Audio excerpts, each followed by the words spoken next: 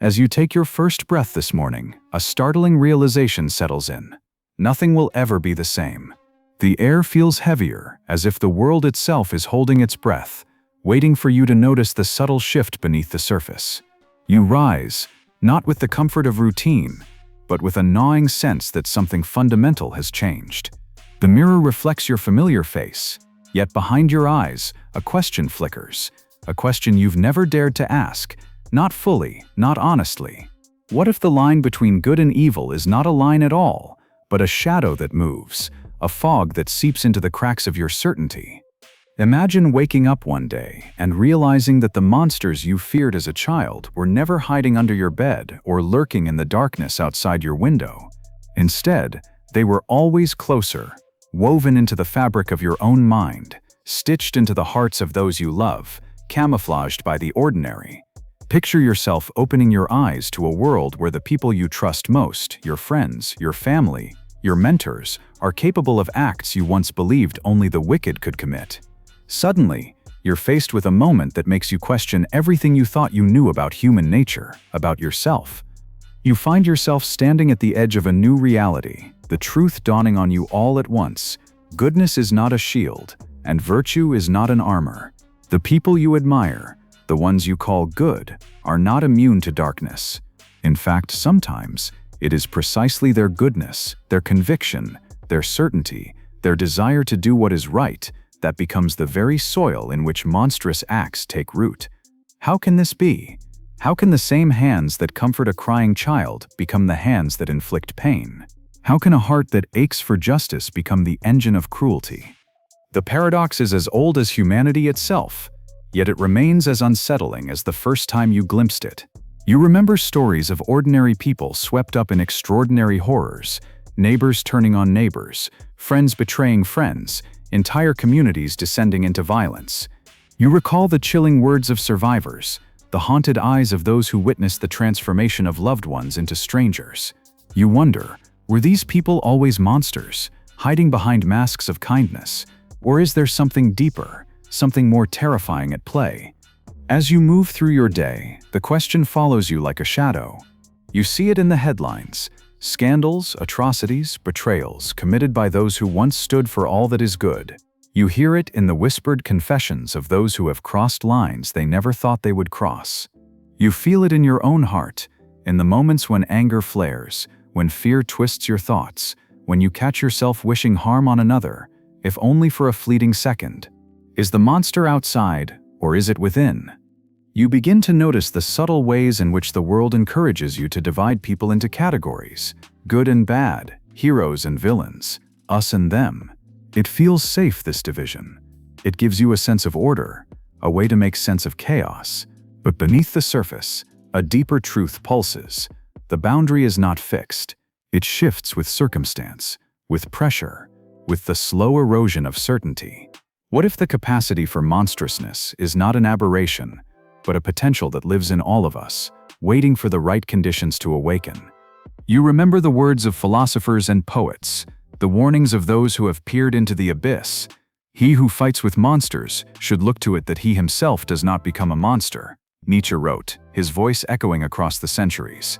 What does it mean to fight monsters? What does it mean to become one?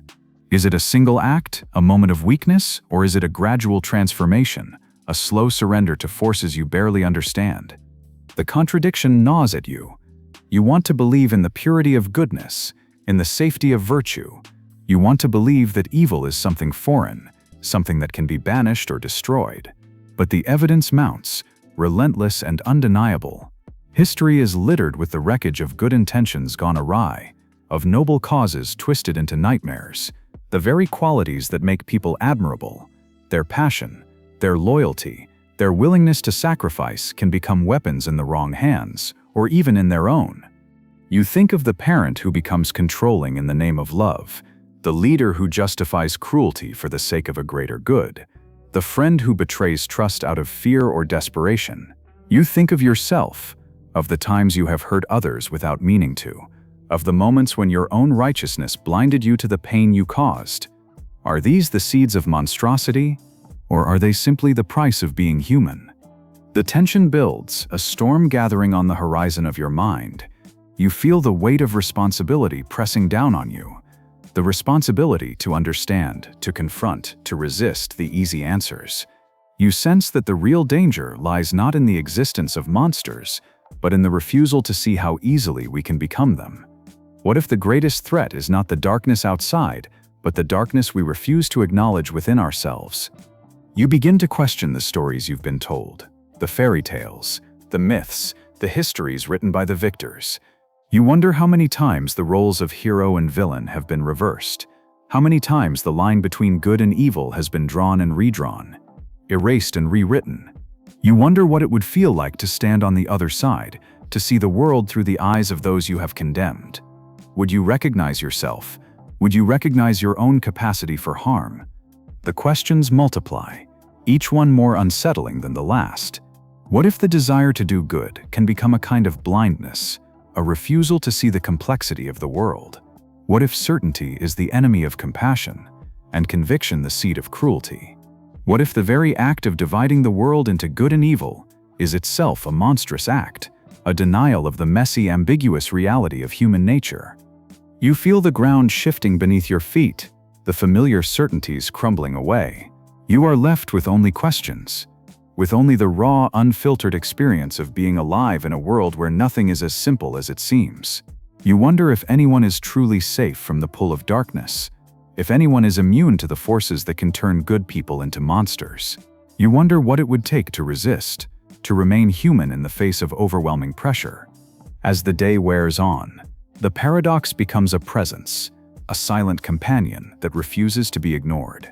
You see it in the faces of strangers, in the stories that flicker across your screen, in the quiet moments when you are alone with your thoughts. You feel it in the ache of empathy, in the sting of regret, in the longing for answers that never quite satisfy. You realize that the question is not just about others, it is about you. It is about the choices you make, the lines you draw, the stories you tell yourself to make sense of the world. You begin to sense that the answer, if it exists at all, will not be simple or comforting. It will require you to look into the mirror and see not just your reflection, but the shadows that move behind your eyes. It will require you to confront the possibility that goodness and monstrosity are not opposites but twins bound together by the same desires, the same fears, the same hunger for meaning and belonging. You are left standing at the threshold, the great question burning in your mind: why do good people turn into monsters? What hidden forces shape our actions, our identities, our destinies? What does it mean to be good, to be human, to resist the darkness that lives within us all? The air is thick with anticipation, the silence charged with possibility.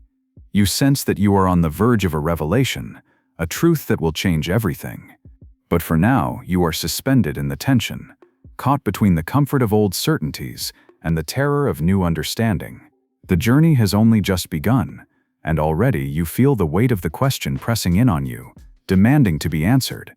And so, as the sun sets and the world slips into shadow, you find yourself drawn forward, compelled by the mystery, haunted by the paradox, hungry for the truth that lies just beyond your grasp. The next step awaits, the next layer of reality ready to be revealed.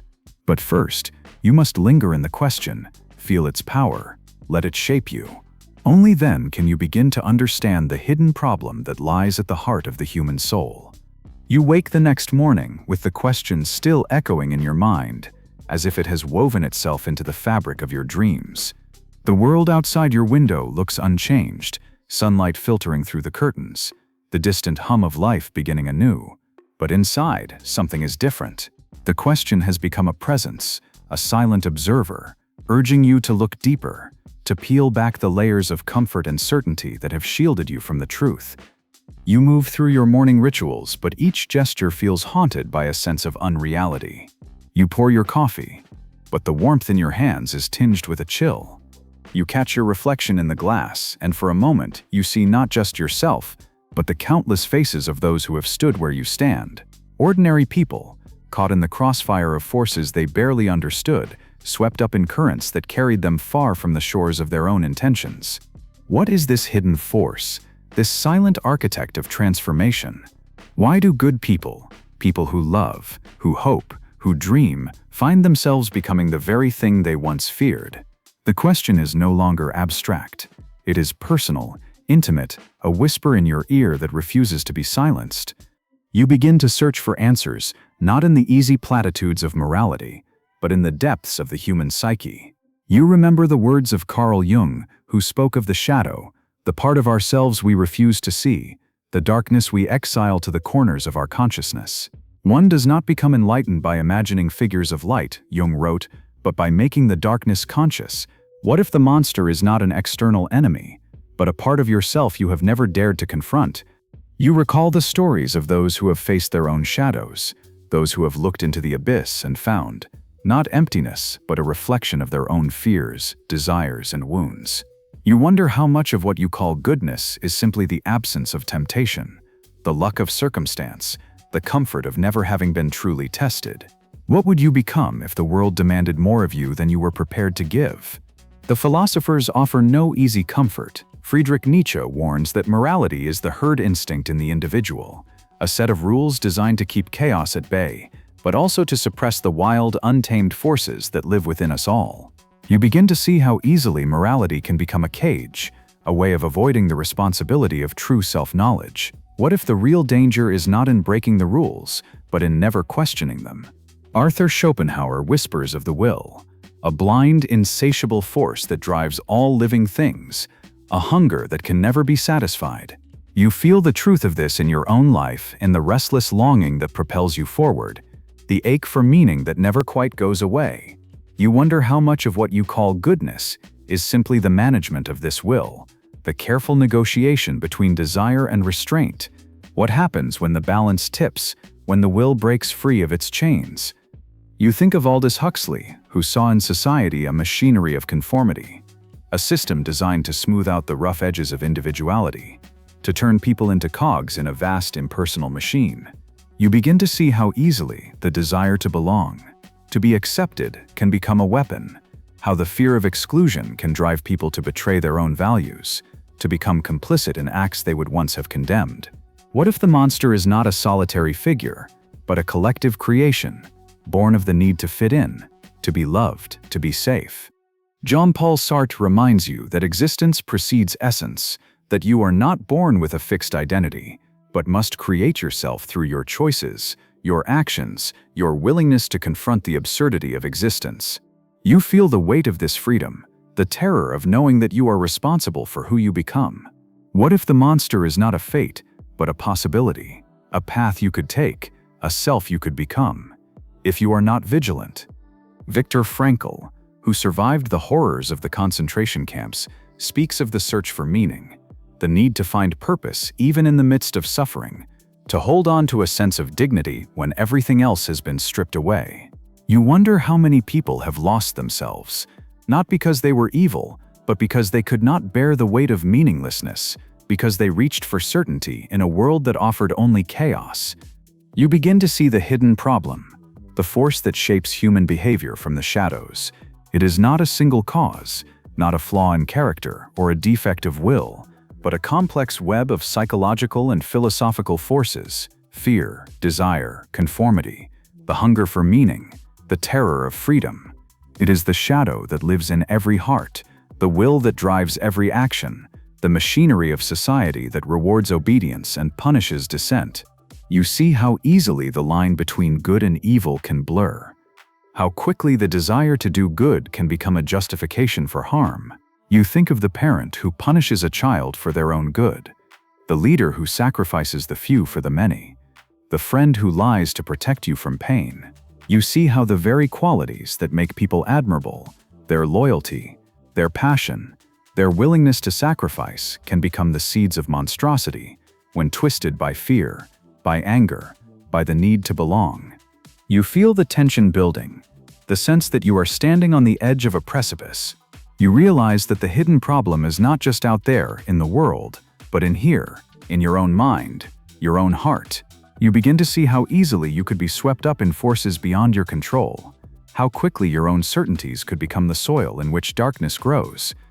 You remember the experiments of psychology, the Milgram experiment, where ordinary people were willing to inflict pain on others simply because an authority figure told them to. The Stanford prison experiment, where students became cruel jailers in a matter of days, transformed by the roles they were asked to play. You see how easily the machinery of society can turn good people into instruments of harm, how quickly the boundaries of conscience can erode under pressure. You begin to question your own assumptions, your own sense of safety. You wonder how much of your own goodness is simply the result of circumstance, of never having been tested, of never having been given the power to harm. You wonder what you would do if the world demanded more of you than you were prepared to give, if you were asked to choose between your own safety and the suffering of others.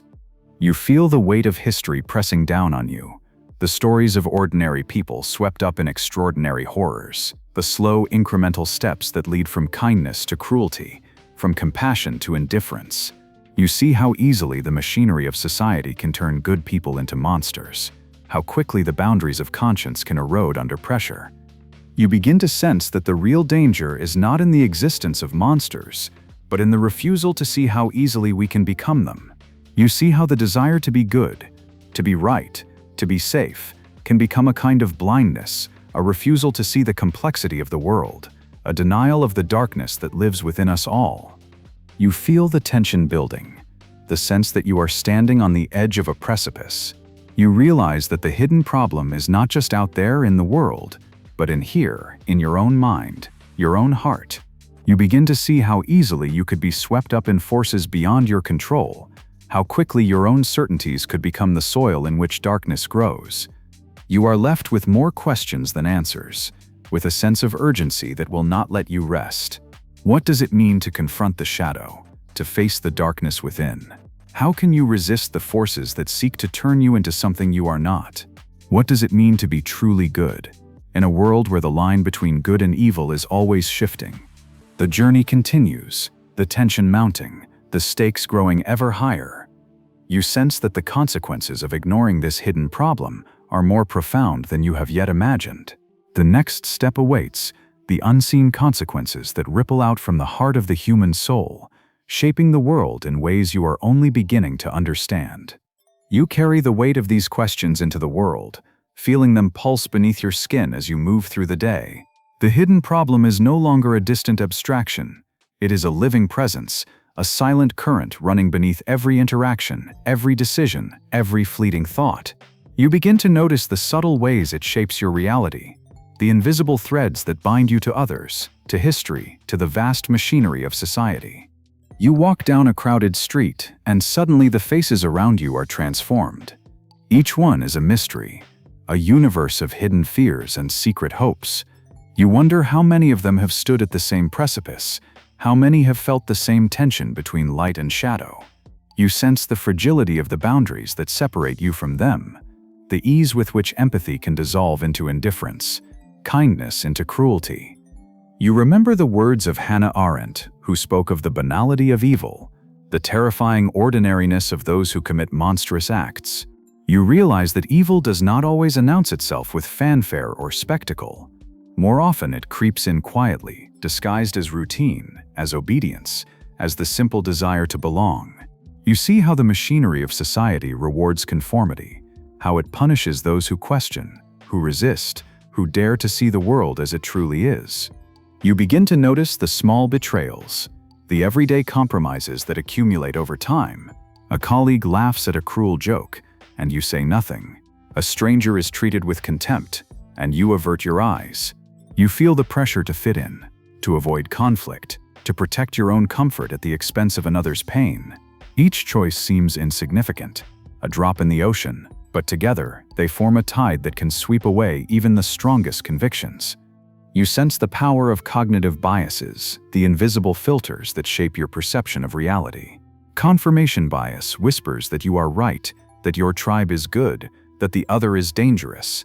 The fundamental attribution error tempts you to judge others harshly for their failings, while excusing your own as the product of circumstance.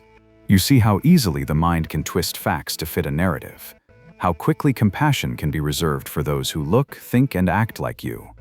You recall the neurological insights that reveal the brain's hunger for certainty, for safety, for belonging.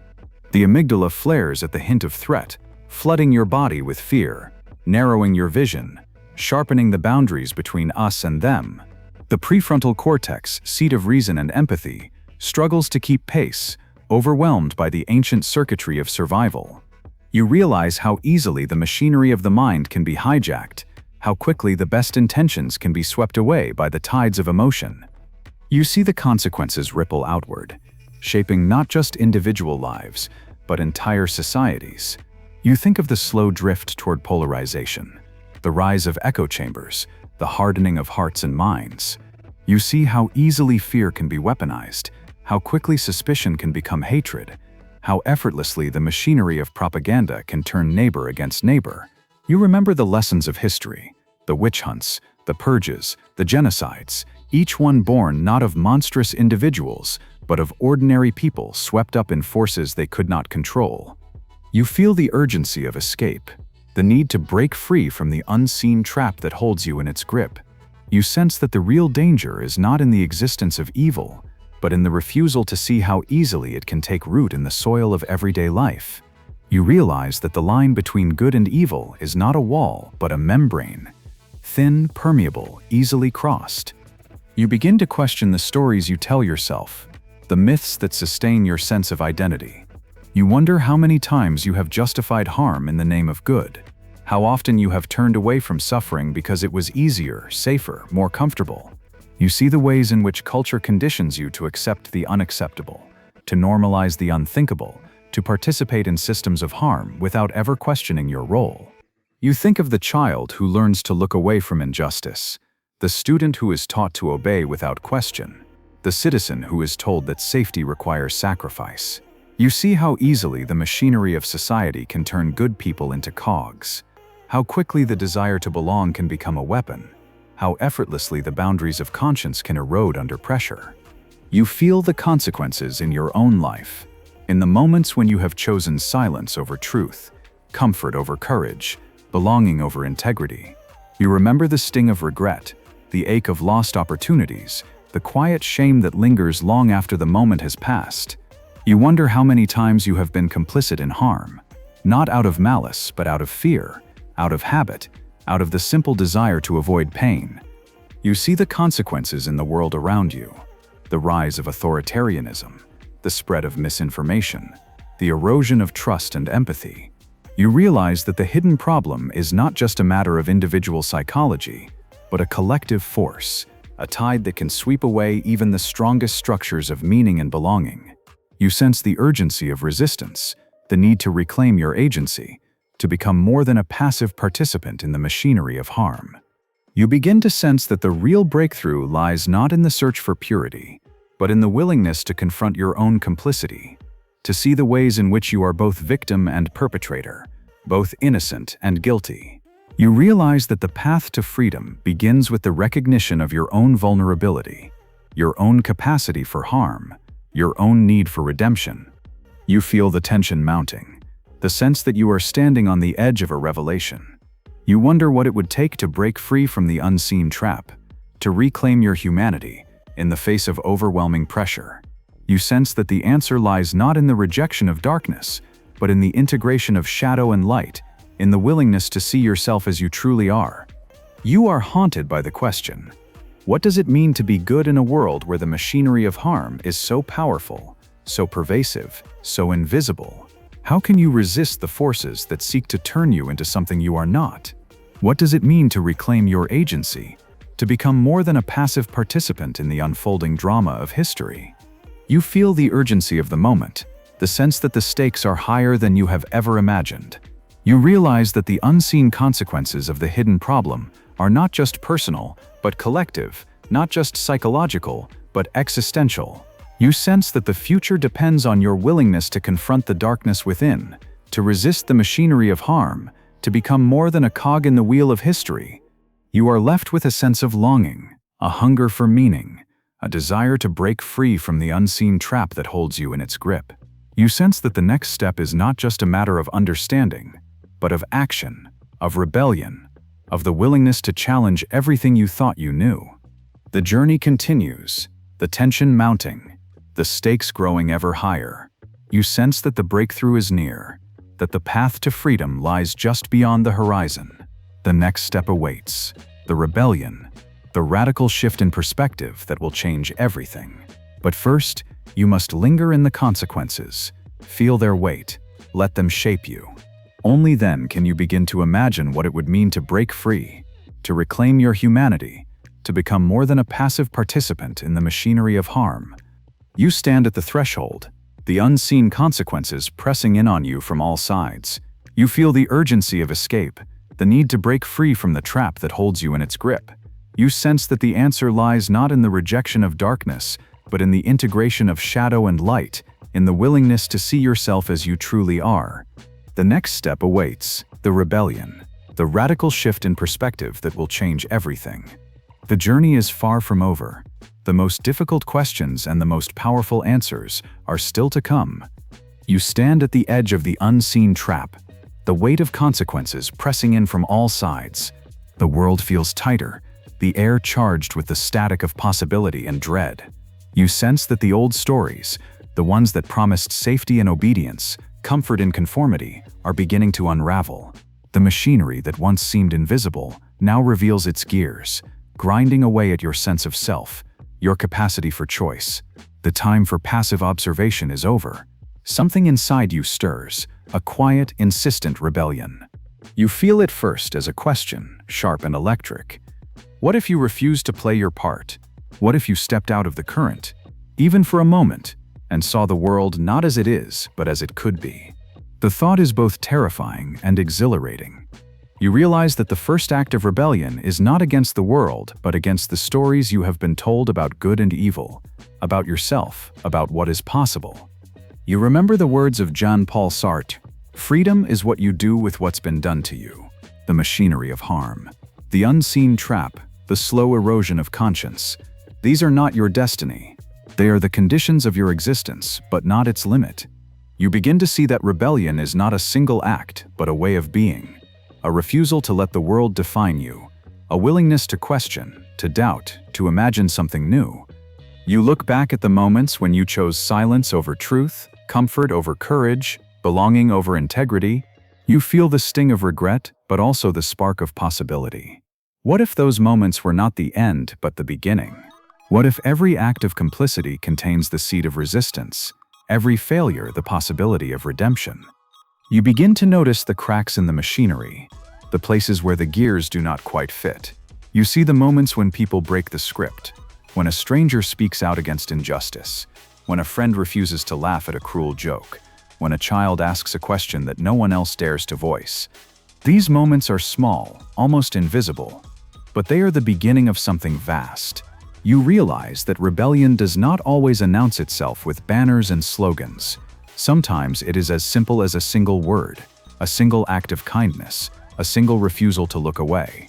You remember the stories of those who broke free, those who refused to become monsters, even when the world demanded it. You think of Viktor Frankl, who found meaning in the midst of suffering, who refused to let the machinery of cruelty define his soul. You think of Sophie Scholl, who stood against the tide of conformity, who risked everything for the sake of truth. You think of the countless unnamed rebels, those who sheltered the persecuted, who spoke out when silence was safer, who chose love over fear. You begin to see that rebellion is not the absence of fear, but the willingness to act in spite of it. It is the courage to face your own shadow, to acknowledge your own capacity for harm, to choose again and again to be more than the sum of your circumstances. You realize that the machinery of harm depends on your silence, your obedience, your willingness to look away. The moment you refuse, the moment you speak, the moment you act, the machinery falters, if only for an instant. You feel the power of counterintuitive solutions, the radical shifts in perspective that make rebellion possible. You realize that the path to freedom is not found in the pursuit of purity, but in the embrace of complexity. You see that goodness is not a fixed state, but a practice, a daily struggle to see clearly, to act with integrity, to resist the easy answers. You understand that the most powerful act of rebellion is not to destroy the machinery, but to refuse to become its instrument. You begin to cultivate a new way of seeing, a new way of being. You practice noticing the moments when you are tempted to look away, to excuse, to justify. You learn to sit with discomfort, to question your own motives, to listen for the quiet voice of conscience beneath the noise of fear and desire. You realize that rebellion is not a solitary act, but a communal one, a weaving together of voices, of stories, of small acts of courage that together become a force no machinery can contain. You remember the words of Carl Jung, "The most terrifying thing is to accept oneself completely." You see that the first act of rebellion is to face your own shadow, to acknowledge the darkness within, to refuse to project it onto others. You realize that the monster is not an enemy to be destroyed, but a part of yourself to be understood, integrated, transformed. You see that the path to freedom begins with the willingness to see yourself as you truly are, not as a hero, not as a villain, but as a human being, capable of both harm and healing. You begin to practice radical empathy, the willingness to see the world through the eyes of others, even those you fear, even those you despise. You realize that the machinery of harm depends on the division of the world into us and them, on the denial of shared humanity. The moment you refuse this division, the moment you see yourself in the other, the machinery falters. You understand that rebellion is not just resistance, but connection, the weaving together of lives, of stories, of hopes and fears. You feel the power of historical examples, those who broke free from the machinery of harm, who reclaimed their agency, who built new ways of living and being. You think of the Truth and Reconciliation Commissions, the movements for civil rights and justice, the communities that have chosen forgiveness over vengeance, restoration over retribution. You see that rebellion is not just the breaking of chains, but the building of something new, a world in which the machinery of harm is replaced by the machinery of care. You begin to imagine what it would mean to reclaim control, to build a new way of thinking, a new way of being. You see that the path to freedom is not a straight line, but a spiral, a journey of falling and rising, of losing and finding, of breaking and healing. You realize that the most powerful act of rebellion is to refuse despair, to choose hope, to believe that change is possible even when the world insists otherwise. You feel the power rising within you, the sense that you are discovering something revolutionary. You realize that the machinery of harm is not invincible, that its power depends on your consent, your participation, your willingness to play your part. The moment you refuse, the moment you imagine something new, the machinery begins to crumble. You are no longer a passive participant in the unfolding drama of history. You are a rebel, a creator, a builder of new worlds. You see that the path to freedom is not found in the rejection of darkness, but in the integration of shadow and light, in the willingness to see yourself and others as you truly are. You realize that the most powerful act of rebellion is to choose, again and again, to be human, to love, to hope, to heal, to build. You stand at the threshold of a new reality, the old stories falling away, the machinery of harm losing its grip. You feel the power of your own agency, the possibility of transformation, the promise of a world in which good people are no longer turned into monsters, but into healers, builders, rebels, creators. The journey is not over. The final, most powerful realization awaits, the ultimate truth that will redefine how you see reality, how you understand yourself, how you move through the world. The next step is the most difficult, the most beautiful, the most necessary. You are ready. The ultimate truth is waiting to be revealed. You stand in the quiet after the storm, the machinery of harm receding into the distance, its gears and levers exposed for what they are. Fragile, contingent, dependent on your participation. The rebellion has left you changed. You feel the rawness of new skin, the ache of old wounds, the trembling possibility of a world remade.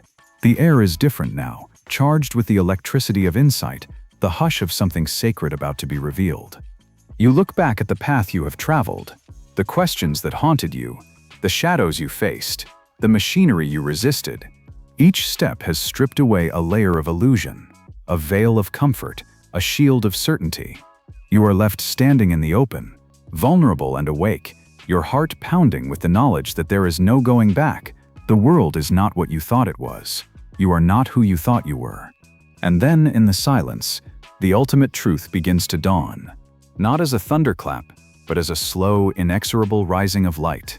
It is not a single answer, but a constellation of insights, each one illuminating a different corner of your soul.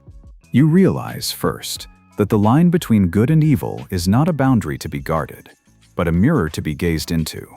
The monster and the saint are not separate species, but reflections of the same human heart. The capacity for harm and the capacity for healing are woven together, inseparable, each giving meaning to the other. You see that the darkness you feared is not an alien force, but a part of yourself, a part that longs to be seen, to be understood, to be transformed. You remember the words of Jung: knowing your own darkness is the best method for dealing with the darknesses of other people. You see now that the ultimate rebellion is not against the world, but against the denial of your own complexity. The monster is not defeated by banishment, but by integration, by the willingness to hold your own contradictions, to sit with your own discomfort, to love the parts of yourself you were taught to hate. You feel the paradox at the heart of the human condition, that the very qualities that make you capable of harm, your passion, your longing, your hunger for meaning, are also the source of your greatest beauty. The monster is not the enemy of the good, but its shadow, its twin, its necessary companion. To be fully human is to hold both, to refuse the easy comfort of purity, to embrace the messiness of becoming. You see, too, that the machinery of harm is not an external force, but a collective creation, a web of stories, habits, fears, and desires that you help to weave every day. The ultimate truth is not that you are powerless, but that you are complicit. The world is not something that happens to you, it is something you help to create, moment by moment, choice by choice. The rebellion was never about escape, but about responsibility. The willingness to see yourself as both the problem and the solution. You remember the words of Viktor Frankl: when we are no longer able to change a situation, we are challenged to change ourselves. You see now that the final act of rebellion is not to destroy the machinery, but to transform it, to build new systems, new stories, new ways of being that honor the complexity of the human soul. The monster is not a fate, but a possibility, a path you can choose or refuse every day. You feel the weight of this realization, the gravity of your own freedom. There is no one to blame, no one to save you, no one to tell you what to do. The world is yours to shape, for better or for worse. The ultimate truth is not a comfort but a call, a summons to courage, to creativity, to compassion. You look around and see the world with new eyes. The faces of strangers are no longer mysteries to be feared, but mirrors in which you glimpse your own longing, your own fear, your own hope. You see the machinery of harm still at work, still grinding, still hungry, but you also see the cracks, the places where light seeps in, where rebellion takes root, where healing begins. You realize that the final, most powerful realization is not a destination, but a practice, a way of living, of seeing, of choosing. It is the willingness to face your own darkness, to hold your own contradictions, to act with integrity, even when the world insists on division.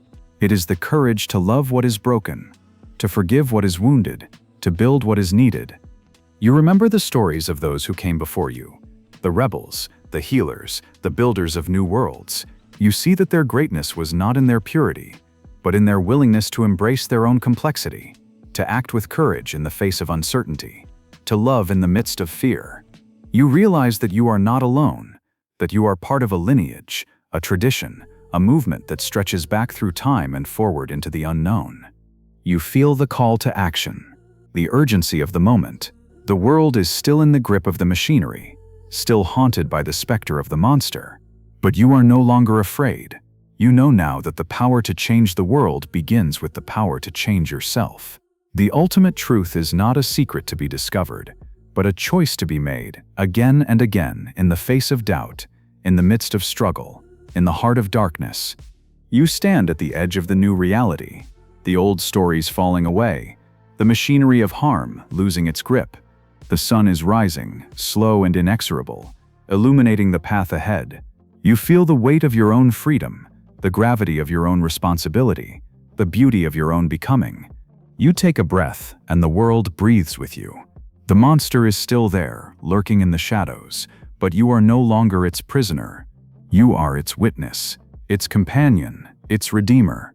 You see now that the ultimate truth is not the absence of darkness, but the presence of light, the willingness to see, to act, to love, even when the world insists on fear. You walk forward, not with certainty, but with courage.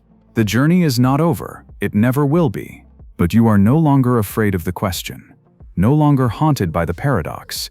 You know now that the line between good and evil is not a wall, but a mirror. A mirror in which you see yourself, whole and human, capable of both harm and healing, both destruction and creation. You leave behind the old stories, the machinery, the fear. You carry with you the ultimate truth, that to be human is to be both monster and saint, both shadow and light, both question and answer. The world is waiting, the future is unwritten, and you are free. As you step into the new day, you feel the power of your own becoming, the beauty of your own complexity, the promise of a world remade. The ultimate truth is not a comfort, but a call, a summons to courage, to creativity, to compassion. The journey continues, the story unfolds, and you are its author. You are ready, the world is waiting, the mirror is yours.